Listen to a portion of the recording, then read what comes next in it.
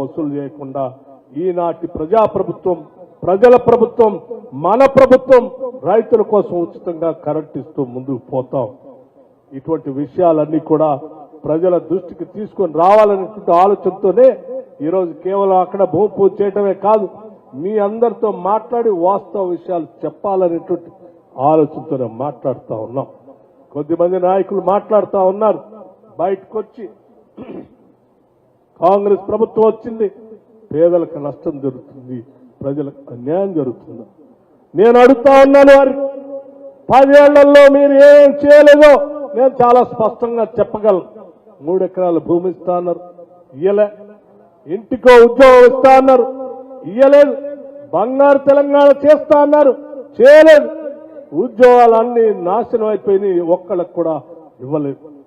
ఇలా చెప్పుకుంటూ పోతే అనేక ఉన్నాయి. మీరు చెప్పినటువంటి వాగ్దానం ప్రతి శాసనసభ నియోజకవర్గానికి 1,00,000 ఎకరాలకు నీళ్లు తగ్గకుండా ప్రాజెక్టులు కడతామని చెప్పారు. కృష్ణా నది పైన ప్రాజెక్టులు కట్టి నీళ్లని పారిస్తా అన్నారు. గోదావరి నది పైన ప్రాజెక్టులు కట్టి గోదావరి నీళ్ళని పారిస్తా అన్నారు. కృష్ణా నది పైన 10 ఏళ్లు ఒక్క ప్రాజెక్టు కూడా కట్టలేదు, ఒక్క చుక్క నీళ్లు కూడా పారించలేదు. గోదావరి నది పైన కట్టక 1,00,000 కోట్లు పెట్టి కట్టినటువంటి కాళేశ్వరం ప్రాజెక్టు ఏమైందో మీరు చూశారు. మరి ఏందయ్యా మీరు చేసింది? ఏం చేశారు 10 ఏళ్లు?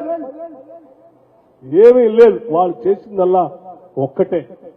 ఆనాటి యూపీఏ ప్రభుత్వం సోనియా గాంధీ గారి నాయకత్వంలో Mahatma Gandhi employment guarantee scheme అని చెప్పి, అంటే 100 రోజుల పని అనేటువంటి పిలుచుకునేటువంటి కార్యక్రమాన్ని ఆనాడు ప్రారంభోత్సవం చేసి నిధులు ఇస్తా ఉంటే, ప్రతి సంవత్సరం వచ్చేటువంటి ఆ నిధులకి మాత్రమే గ్రామాల్లో పోయి ఆ ఈజీఎస్ డబ్బుల ద్వారా వచ్చే పనులకు ముందు నిలబడి ఒక కొబ్బరికాయ కొట్టి ఇదే అభివృద్ధి అని చెప్పి ఫోటోలు దిగిపోయారు తప్ప 10 ఏళ్లు మీరు ఏం చేయరు. ఆనాటి ఉమ్మడి ప్రభుత్వంలో కానీ ఇప్పుడు కానీ ఆ ఈజీఎస్ పనులన్నీ అక్కడ ఉన్నటువంటి ఫీల్డ్ అసిస్టెంటో లేకపోతే మేట్లో చేస్తూ ఉంటారు.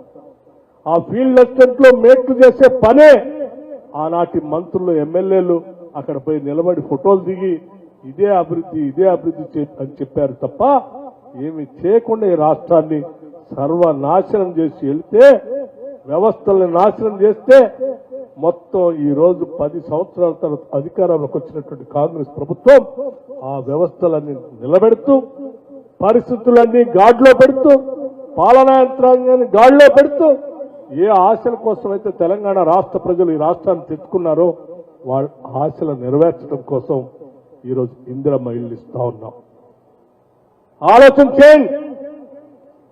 4,50,000 ఇళ్లని ఒక్కొక్క ఇంటికి 5 లక్షల లెక్క ప్రతి శాసనసభ నియోజకవర్గంలో ఇవాళ 3,500 ఇళ్లకి తగ్గకుండా ఇందిరమ్మ ఇళ్లను శాంక్షన్ చేసి ముందుకు వెళ్తా ఉన్నాం.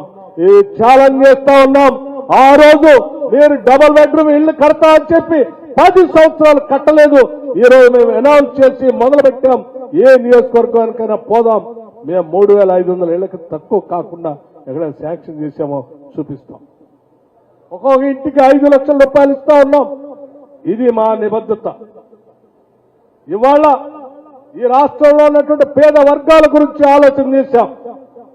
ఆ ఆలోచన ఏ స్థాయికి వరకు మేము తీసుకెళ్లామంటే, ఈ రాష్ట్రంలో ఉన్నటువంటి 93 లక్షల కుటుంబాలకి 1,15,00,000 కుటుంబాలుంటే 93 లక్షల కుటుంబాలకి ఇవాళ సన్న బియ్యం ఇస్తా ఉన్నాం.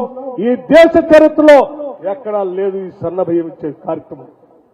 రమ్మని వచ్చి చూడండి. రేషన్ కార్డు ఉన్న ప్రతి కుటుంబానికి ఇవాళ సన్న బియ్యం ఉచితంగా ఇస్తున్నాం. మీకు చేతనైతే ఆ ఇంటికి వెళ్లి చూసి వాళ్ళతో కూర్చొని భోంచేసి చూడండి.